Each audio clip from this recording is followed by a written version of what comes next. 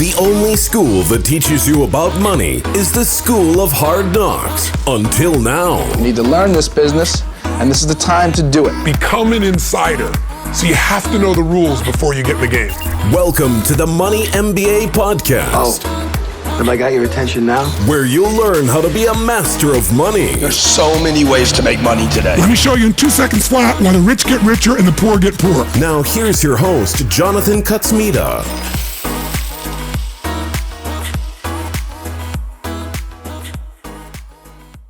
Hey, welcome back to the Money MBA Podcast. We're about to enter episode 2 of a fantastic interview with Joseph Walker of the Jolly Swagman Podcast. We're talking housing bubbles. In the first episode, we at least introduced this phenomenal 7-part series that Joe put together called the Housing Bubble Week. In the first episode of the Money MBA Podcast, where Joe joins me, we discuss what is a housing bubble and how they develop. Now here in part 2, what we're actually looking at is housing market cycles. We look at the Herrengracht Index, which is one of, if not the longest running housing indexes. It looks at home prices over 300 some years. Some fantastic knowledge comes out of that conversation. So we discuss, is real estate truly a good long-term investment? There's some funny comparisons that I think will provide some valuable enlightenment, including comparing real estate to the to peanut butter and the elasticity or the lack of elasticity in the housing market compared to peanut butter. I think it's a really powerful analogy. And again, that goes in line with this Herrengracht Index, this idea of is housing, or at least is real estate, a good long-term investment for capital gains?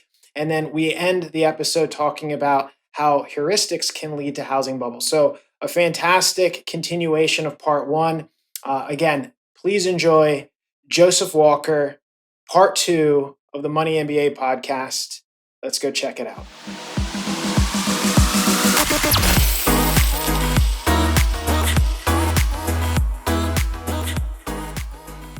And so you're at this event, and this guy's just feeding the narrative that this isn't going to happen, or we've never had this in this X period of time. And I think what's really important for people to understand, and this is a narrative I have the most difficult time with when I have these conversations with people who are in the business, whether it's a real estate agent or someone in the finance side of things, or anyone who's just emotionally attached to the housing market, is they have this heuristic, right? They're following this narrative that they've never seen this type of negative event, or they haven't experienced it themselves, or more importantly, they're seeing a lot of people benefit from the appreciating housing market, when really at the end of the day, they just haven't looked at a large enough data set.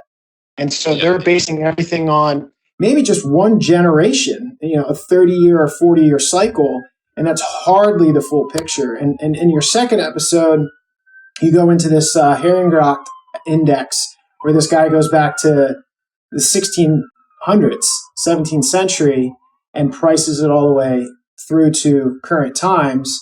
And can you talk a little bit about how important it is to have a full data series and what some of the findings were, or at least, what the story was telling from that index? Yeah. So by way of context, let me just start by saying that housing wasn't treated very seriously by, economists, much less the general public, until quite recently. So we didn't have national house price indexes until the 70s or 80s, including in the US. Like Bob Shiller and Chip Case were the ones who put together, the Case-Shiller Index, where they came along and they saw that there wasn't really a consistent good quality index in America until they did that a few decades ago, which is kind of crazy when you think about it. Housing's such an important asset. For most people, it's the biggest purchasing decision they'll make in their lives. And we didn't have good quality price indexes until recently. In Australia, the Australian Bureau of Statistics only began publishing our index in 1986. Since then, economists have really rolled up their sleeves and started putting together some longer-term price indices to give us a long view of house prices through history. which has been really, really informative. It's so important to take a long view because housing cycles are long, and if you're only looking at a very limited window of data, you're just going to form incorrect conclusions. Like a lot of people base their projections for Australian house prices off data going back to the 90s or at best, 1886.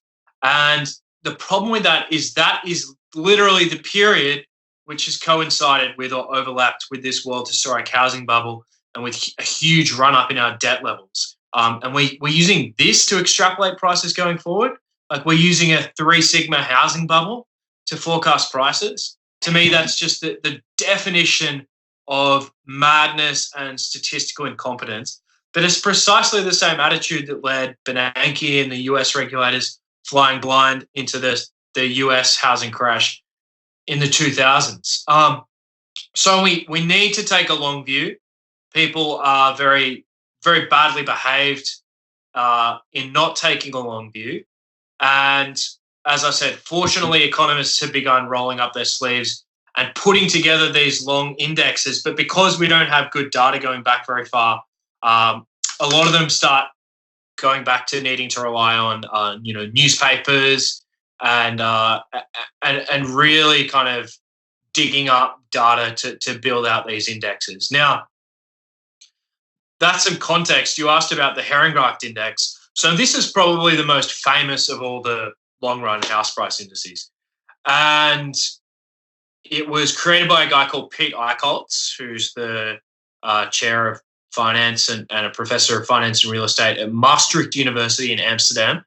And Pete was a real estate economist in the 1990s, and he'd heard about this book, which was published in 1975 called 4 Centuries Herrengracht. Now, the Herrengracht is one of the 4 canals encircling the medieval city centre of Amsterdam. And the first trench was dug in 1585. It was dug in 3 stages. And almost from its inception, it was known as the Gentleman's Canal. So that's its nickname in Amsterdam even today, the Gentleman's Canal. And it was where a lot of the merchant class set up their houses, more beginning, especially in the early 17th century. And that tells you kind of something about the vibe of Amsterdam at the time, when it was going through its golden age, this city which many people consider to be the home of liberalism, like small L liberalism. That the Herrengracht, the Merchants Canal, was the ritziest place to be, not the Prince's Canal, which was one of the other 4 canals around the medieval city centre. So we had this canal and this book that came out in 1975, 4 Centuries Herrengracht. And in the book was a real estate economist's wet dream. It had all of the transaction prices and all of the owners of all of the houses in the Herrengracht going back to 1628. So, 350 years of house prices data. And in the 1990s, Pete, as a young real estate economics professor, had heard about this book, but he just couldn't find it anywhere, and he'd sort of given up hope until one day he was perusing a secondhand bookstore in Amsterdam, and lo and behold, stumbled on a dusty copy of 4 Centuries Herrengracht. So together with his research assistants, they compiled the Herrengracht Index, and it's a biennial index. So what that means, it goes in years of 2. So the base period is actually 1628/29. And the reason for that is there just wasn't enough transactions for them to build a statistically significant index. So they had to lump the years together to have enough transactions for each period. And it's the longest running house price index in the world, and still is. Pete's kept updating it since he first published the index. And what it looks like is very interesting. For most of history, going back to 1628-29, prices were kind of flat or like undulating. So they would go in booms and busts.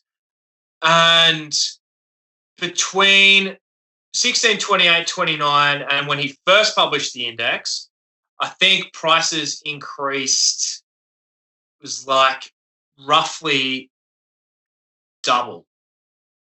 So they took 350 years to roughly double. That's in real terms, so adjusted for inflation. But if he chose 1632 33 as his base period, the index wouldn't have changed at all. So incredibly flat across time and undulating in between. Recently, prices in Amsterdam in the Herengracht have kind of been trending up, but people argue that that the Netherlands is in the midst of another house prices bubble at present. But that's very interesting, and that has actually been that general kind of story of house prices over the very long term has been replicated by Bob Shiller and Chip Case going back to 1890 for America. Between 1915 and 2015, which is the most recent analysis I've read of Shiller's on his long-run index, house prices in America in real terms increased 0.6% a year. And that's similar to the Herengracht. It's similar to Australia. Nigel Stapleton, professor of economics at UNSW, has put together our long-run house price index going back to 1980. We also now have long-run house prices indexes for Denmark, Norway, Paris, and there's another country in there. But the story is the same. There has been kind of like a mild trend upwards since around the 1950s, which arguably has to do with the fact that in the first half of the 20th century in all of these Western nations, we picked the low-hanging fruit in terms of transportation technologies. And when you create faster and more efficient modes of transport, you effectively increase supply because you're reducing the time it takes people to travel from outer suburbs or outer regions into the city centres, and thereby opening those areas up as viable places to live. Makes sense. But in the latter half of the 20th century, we haven't seen as many revolutionary technologies in transportation. So what previously was kind of opening up new supply, we've kind of lost that trend. So we might have seen a mild upwards trend. There's a paper published in 2014 by 3 economists called No Price Like Home, which speaks about this. And we've also seen interest rates low and declining. So there are some reasons to think we might have had a fundamental secular shift, which is putting upward pressure on house prices. But that's not the full story, at least in terms of explaining away bubbles. But what's interesting is that prices over history have remained flat or increased only modestly. And we should expect that. Like, it's bizarre to me that this meme has developed that real estate is this fantastic long-run investment for capital appreciation. I should say real estate's a good investment, A, if you're riding a bubble, or B, if you're looking to store value and diversify your portfolio, or C, you're investing for positive cash flows. Real estate's a great investment. But if you're looking for capital appreciation, I'm not so sure. I don't think it is. And it's bizarre that attitude has developed, that speculative attitude, because, theoretically, we wouldn't expect house prices to keep growing out of step with incomes and with rents. They should always be tethered to incomes and rents, because if you get to a point where house prices in a particular city are at a multiple way above incomes, where it's unaffordable for people, mortgages are eating up too much of people's salaries, then the builders and developers have an incentive to increase supply. And that's why you always and it takes a while, so supply's lagged the response. So you always cycles are always built into housing. for that reason. Takes a while to build houses. It's just, comes back to simple laws of physics almost. But secondly, if there are sort of arbitrary constraints on the city, whether through zoning or some sort of geographical features, then people always have the option for open to them, which has existed to humans since time immemorial, which took us out of Africa or took the southern farmers to California during the Great Depression in America, which is the spirit of migratory human aspiration. In other words, if things get shit, we move to a new city, and that release valve, like Schiller talks about that as a release valve for cities as well. That's always existed. So you would always expect, a priori, prices to come back to some sort of like equilibrium that's tethered to incomes, it's sort of held down by their gravity, and history's shown that. So it's very odd to me that people think that real prices can keep, soaring ad infinitum. So far we've covered a lot, but ironically, we've really only covered specs of the first two interviews you've done. One important thing I want to get clarity on before I kind of go back a little bit and touch on a number of things that you were just crossing over is explain the critical difference between nominal and real when it comes to price. Yeah. So the nominal price is the sticker price you see on the house, the price you see today in the newspaper. The real price is that price adjusted for inflation. So although this isn't a perfect scientific way to do it, like when people talk about, say, we're looking at interest rates, nominal versus real interest rates, people might just subtract inflation from nominal interest rates to get the real interest rate.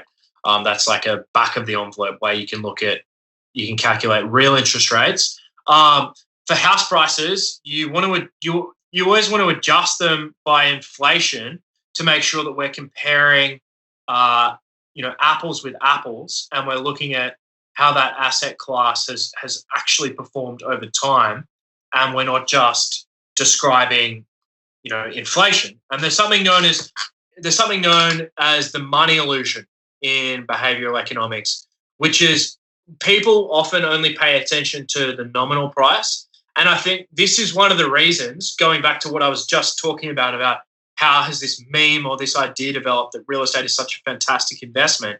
Right. I think the money illusion is largely to blame for that, which is like housing transactions are few and far between.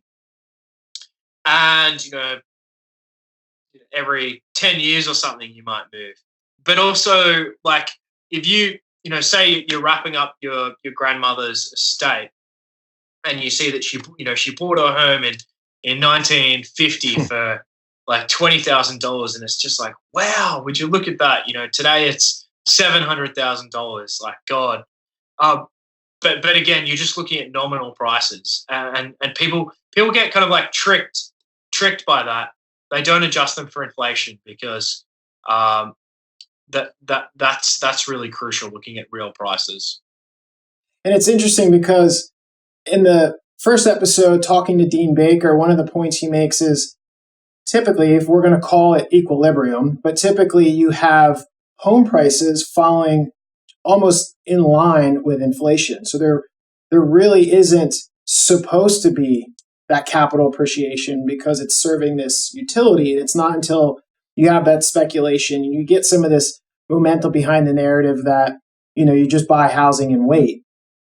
And now you have some of these other factors where people are looking at too short of a time frame, or they're not looking at nominal. They're not looking at real. They're only focusing on the nominal. And really, when you're applying inflation to it, it's almost like real estate as an investment works great as a hedge against inflation, but you're not really getting any capital gains out of it. And I think this is the biggest problem in the real estate space, because the majority of people that are benefiting from this narrative, this meme, this false belief, this money illusion, will all say that, you buy housing You collect the appreciation or the equity, and you just hold it and wait, and eventually it'll be worth more. And the reality is that's not true at all. You're basically, and when you really look at the 300-year timeline with the Herrengracht index, it really illustrates that. Like, if you held this forever, you would only be getting your money back. Yeah. And so it comes down to, like we were talking about earlier, what is the rent? What is the real intrinsic value on this? What is your cap rate? Are you cash flowing on this? Because otherwise, this is a really basic principle of real estate investing. It's just speculation. If it's not producing income today, it's not an asset, it's a liability. And now you have this, it's just such a prevailing idea that eventually it'll, like the housing bubble in the United States has now basically, we've surpassed in many cases those values, and I'd say half the country. So now you have this moral hazard created, right? Because number one, you had the central banks bail out the banking sector, housing prices recover, but did they really recover? And at the end of the day, is it, like you're saying, you can ride the bubble. So people who got into the bottom maybe rode that this recovery have been profiting. But if you're really just trying to get into the market and hold long term, and you use the last 10 years or even the last 20 years as an argument to hold real estate long term, you're really missing the big picture, which I think the light shining on the big picture is understanding the difference between nominal and real, understanding that rents make a big difference in terms of establishing if it's an asset or not, that intrinsic value. And then the last point you made is so critical. And I think this is kind of the scary part of when we look at the global markets of real estate, is there's virtually been no wage growth in the majority of the developed world. And so here in the United States, after the financial crisis, you've had this huge run up in home prices again, but there's been almost no wage growth. And I don't want to get political on it, but there's a lot of arguments to say this is why someone like a Trump would get elected, even though he's so polarizing, is because you left half the country behind. The ones that couldn't access credit, who couldn't access capital, and their wages were stagnant while asset prices were skyrocketing.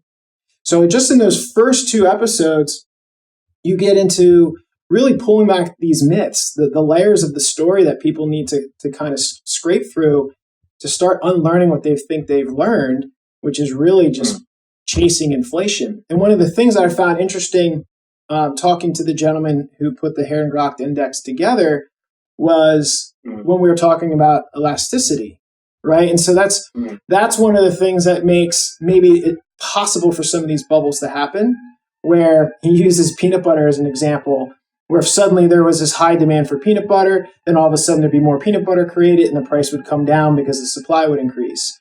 But because you have this slow moving increase in demand and then a slow response to fill that demand, it gives the oxygen necessary for this bubble to kind of take form. And then at that point, 100%.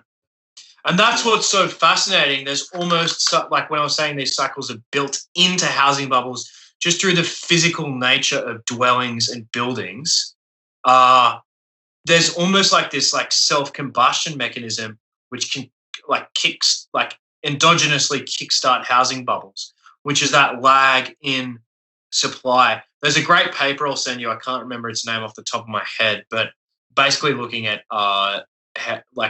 housing bubbles in inelastic versus supply inelastic versus supply elastic cities in America. And they're just as bad, if not worse, in the inelastic cities. Which again, it's ironic when we started by talking about the fundamentals narratives that both create and sustain housing bubbles. A lot of people talk about the constrained supply in Sydney and zoning and all that stuff. But it's funny that the economics literature suggests that actually indicates that we should expect to see bubbles rather than not see them. Because that's what kind of gives them nourishment in the early stages. That story that supply is constrained and house prices are just a function of supply and demand, which is another sort of myth. They're more a function of supply and monetary demand. It's the number on the letter from the bank in your pocket at the auction on the weekend that matters for prices. I digress. So then you speak with, there's two other people you speak with. You talk about heuristics, very interesting concept. Let's just touch on that really quickly in terms of how it's slightly different than a bias, and really how that how a heuristic can kind of create additional momentum in terms of people buying this narrative. Yeah, so heuristics and biases. This comes from the field of psychology, innovated by two Israeli psychologists, Daniel Kahneman and Amos Tversky. And heuristics are like rules of thumb, high-level cognitive shortcuts that we use to make decisions, especially decisions under uncertainty. And these are evolved traits, and most of the time they're highly adaptive. They help us make decisions quickly and effectively. But sometimes in certain environments, they systematically lead to errors. So there are a couple of really big heuristics that prevail in housing bubbles. One I spoke about in depth during the series. Another which I didn't, which I actually think is more interesting. The one I spoke about in depth is the availability heuristic. So this was one of the first heuristics coined by Kahneman and Tversky. And it's just the idea that we judge the frequency of events by how easily we can call them to mind. So let's say it again, because I think it just needs to be said again, because it's such a powerful idea. Yeah, so we judge the frequency of events by how easily we can call them to mind, or how available they are. So that this is why it's called the availability heuristic. And they have a lot of more sophisticated examples in some of their early papers. But a colloquial example might be you hear about a plane crash on TV and you have a flight to catch that afternoon and you feel a little bit nervous about catching it. And you're kind of worried, and, there's some turbulence and you're thinking, God, are we going to crash? You're overestimating the probability that your plane's going to crash because because the image of plane crashing is salient and vivid because you've just heard it on the news that morning. So saliency and vividness are important. And it's all about, fundamentally, it's about how we retrieve things from our memory. So we're forming judgments about the probabilities of events based on how easily we can call them to mind.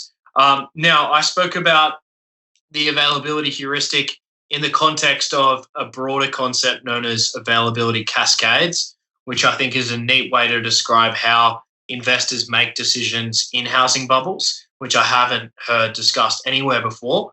And the second heuristic, and we can go into that if you like, but the second heuristic, which is really interesting, is the representativeness heuristic, which is another one of the three early heuristics Kahneman and Tversky coined. And the representativeness heuristic was probably most famously illustrated in the Linda example, where people violate a basic law of probability. So Kahneman and Tversky give subjects a description, a one-paragraph description of a woman, Linda, who's 31 years old. She majors in philosophy at uni, at college. She was very active on campus. She marched against, nuclear weapons. She was involved in protests, and there might be a couple of other details, but that's the core of the description. And then they ask, what is the probability that Linda is a social worker? There's another profession, a bank teller, or a feminist bank teller. And more people say that it's more likely that she's a feminist bank teller than a bank teller. And that violates a fundamental law of probability, and this is known as the conjunction fallacy, because bank tellers subsumes feminist bank tellers as a subset. Bank tellers includes feminist bank tellers and non-feminist bank tellers. So it's more probable that Linda is a bank teller than she is a feminist bank teller. But what people are doing here, and this is the representativeness heuristic at work, is they're judging the likelihood of something based on how representative it is. So they're almost stereotyping. So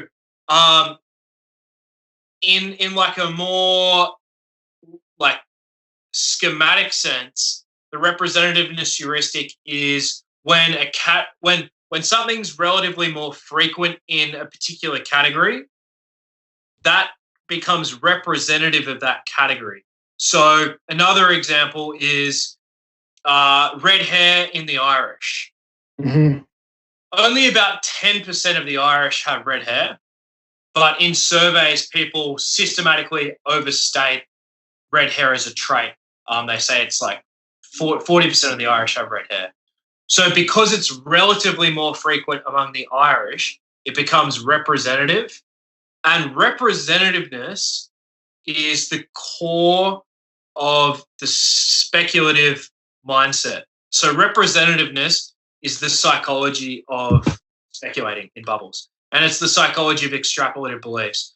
Fantastic book called The Crisis of Beliefs by Andrei Schleifer, Russian-born Harvard economist, and Nikolai Geneoli, who've done some great work on this. They have this thing called diagnostic beliefs, which is like an alternative to rational expectations, where they model how the representativeness heuristic can explain extrapolation, but also it can explain base rate neglect, as can the availability heuristic. So we property investors, and I think representativeness is just the best way to describe speculation, because you're thinking about you're overreacting to incoming news. So similar to Linda or similar to the Irish, you're getting news and you're thinking, how representative is this of a housing boom, or the fact that prices will keep going up for the next 10 years, or that prices will go up next year in the same way that they have last year. It's highly representative. So you overreact, you extrapolate. And the representativeness heuristic explains the mechanics of that psychology of extrapolation. But the reason I think it's still worth talking about the availability heuristic is there's a sense in which the availability heuristic is like a cruder heuristic, in that representativeness is like a population level stereotyped view. Availability is like whatever the fuck I can retrieve from my memory, that's what I'm going with. And because property bubbles are dominated by amateur investors, less so than stock bubbles, like a lot of hedge funds cynically rode the dot-com bubble. And stock market investors tend to be, like, stock markets tend to have more professional or sophisticated investors than retail or amateur investors. It's closer to 50-50. In property, it's closer to, like, well, at least in Australia, it's closer to 90-10 towards the amateurs. So that's why I think the availability heuristic is worth discussing here. It's a cruder formulation. It's something that would characterize the decisions of amateur investors. So the decision is like, do I invest in property? Should I invest? Or maybe at a more fine-grained level, should I invest in this suburb or this city? And you kind of do a system, what Kahneman would call a system one, like, search of your memory, and you're just kind of pulling up examples of, you know, well, I heard that Jim down the road, like, did fantastic, or, you know, all the newspaper headlines are saying property prices are going up, or, you know, this seems like a bubble, prices have never gone down, and you're making decisions on that. And that's interesting. That's key, because I'm going to connect a couple of dots here, but one of the corollary of the availability heuristic and the representativeness heuristic in the context of property investors is base rate neglect. So that also explains. So basically, people just being lazy. Yeah, what people don't take a statistical base rate as their Bayesian prior. Like, I had a conversation coming out of the casino in Sydney in April with a couple of real estate agents, and I asked, it was like nice. It wasn't like a heated debate. But I asked them why they thought prices were going to go back up, and they said, look at what they've done over the last 7 years, and the last or the last 30, if you want to be generous. And the base rate neglect, like Kahneman also calls it the inside view. It's the frog in the boiling water syndrome. It's the this time is different syndrome. It's failing to take a statistic. Like, if you wanted to make a good decision about whether prices would go up next year or whether prices would go up, 5 to 10, in Australia, people say property doubles every 7 to 10 years. You would take not only a long time series, you would look at other countries around the world, how they performed. You'd get like a statistical base rate, and you'd start from there, like in a kind of a Bayesian formula. People fail to do that, but that blindness to base rates, going back to how we're talking about how there's all these long run house price indexes are available, so people really have no excuse for ignoring them, yet they do. That is a symptom. That's what happens when you're making decisions according to availability and representativeness. But we can talk about availability cascades if you like. I can quickly explain what those are. Yeah, sure. Go for it. Before you do, to your point, one of the things that even why I want to do this podcast, not just with you, but overall, the theme of the podcast in terms of bringing this type of information to a greater population. And I just did an interview with Raoul Pal and talking to him about Real Vision, which is really the ethos of Real Vision is, say you've got somebody in Sydney who's catching wind of the narrative that, the property market's doing well, or it's a good idea. And on your Twitter feed, I believe it was your Twitter feed, you're showing a picture of the magazine that they handed out. And it was like this really toxic, like all you need is one investment property to, retire and live well. And so if you're getting fed that information, even if you're a skeptical or cynical person, or even if you just want to do a little bit of research, the average person doesn't have the patience or really even the confidence to go about getting the information or challenging that information, because they're not going to go try to find a dusty book from 1975 in a used bookstore in Newcastle to try to build their own index on Australian housing prices. So it's things like your podcast. It's the quiet conversation that gets trumped out by this loud screaming, pounding of everyone saying, if you don't get into the housing market, you're an idiot. And a lot of times the people driving that are the ones that are going to sneak out the top when the unsophisticated guy gets slaughtered. So I agree that there's definitely this, well, fuck it. I mean, I might as well roll the dice. It's kind of, what are my options? I'm either not in it and I miss it, or I'm in it and, maybe things start to get sour and I just exit the deal. So I feel like the access to information, hopefully with podcasting and everything else that goes on in terms of the free flow of digital media, saves more people from just being a fool about it and not taking more responsibility for trying to get a second opinion, if you will. Yeah. I think that's an excellent point, and I can actually frame that in terms of some theory. It actually connects to the concept of availability cascades. So this was the third episode, I think. Yeah. With Timur.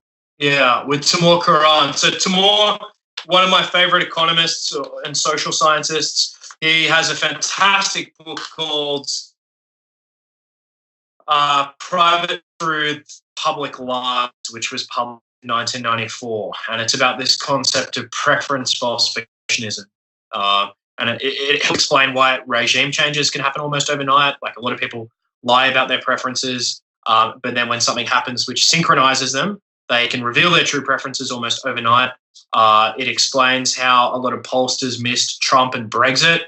If you're like a guy in Michigan and it's the day after Trump's, grab her by the pussy remarks, which were like just disgraceful. But if you're still voting, if you're voting for him and it's the day after that, and a young like female Nielsen pollster calls you up asking you who you're going to vote for, maybe you'll be a bit sheepish about saying Trump, like preference falsification. Yeah, it explains so much, and so I love Timur. I think he really helps us make sense of the world. And one of his more recent ideas was in collaboration with Cass Sunstein, the famous legal scholar, who Obama appointed to the IRS, or whatever it's called, the regulatory office. Cass, I think, has more citations than any legal academic in the world, I believe, alive today, or at least close to. But Cass is also the guy who did nudge theory with Dick Thaler, the father of behavioral economics, Nobel Prize winner. Yeah, so 2007 paper on availability cascades with Timur Karan and Cass Sunstein. So I had Timur on the podcast in Housing Bubble Week. And availability cascades, what are they? So the first part of an availability cascade, or the first concept, is an informational cascade. So an informational cascade explains how people make decisions in sequence when they observe the actions or the revealed preferences of the people in front of them in the queue. So say there are two restaurants, restaurant A and restaurant B, and the first person to arrive has, a roughly 50-50 preference for either one. So flips a coin to decide which one they'll go to dinner, and they end up going to restaurant A. The second person who arrives, maybe they have a 50-50 preference as well. But because they observe person A in restaurant A, they think, maybe they know something I don't know. They have some sort of private information they're demonstrating to me about why that restaurant's better. So in a Bayesian sense, they might update slightly towards favoring restaurant A, and it can kind of snowball when a lot of people react to each other. So an informational cascade is a subset of a broader phenomenon known as herding. Herding is where investors move together, but because it's kind of rational. So herding's more about behavior. So, everyone's selling their stocks. That can kind of create a stampede for the exit. And, I'll do the same. But it doesn't necessarily mean I think that this is like sensible. We're moving as a herd. Informational cascades are more about like beliefs. So how we update our beliefs. And the example I gave during Housing Bubble Week was, it's like, when you're kind of like waiting to cross the road, waiting at the lights, and there's a few people beside you and everyone's staring at their iPhones, and even though you're not allowed, the pedestrian lights haven't gone green, like you're technically not allowed to cross. Maybe you notice that there are no cars, and so you're like, oh, stuff it all, I'm just going to cross, and you walk across, and the person beside you realizes you're crossing, and maybe they might like look one way and see if there's a car and follow you over. But because you're moving, you've demonstrated some sort of information about the road's safe. And maybe the third person sees both of you crossing and just like heads over, still looking at their iPhone without checking for cars. So that's kind of like an informational cascade. And Bob Schiller, Morgan Kelly, number of economists have argued that versions of the informational cascade model we can use to describe how investors make decisions about investing in property. So this is kind of how people get sucked into a bubble. This is like one way we can model it or think about it, which has severe consequences for the efficient markets hypothesis, but that's a whole other discussion. But people react to each other. People follow the herd. That's sort of like an informational cascade. The second thing in an availability cascade is a reputational cascade.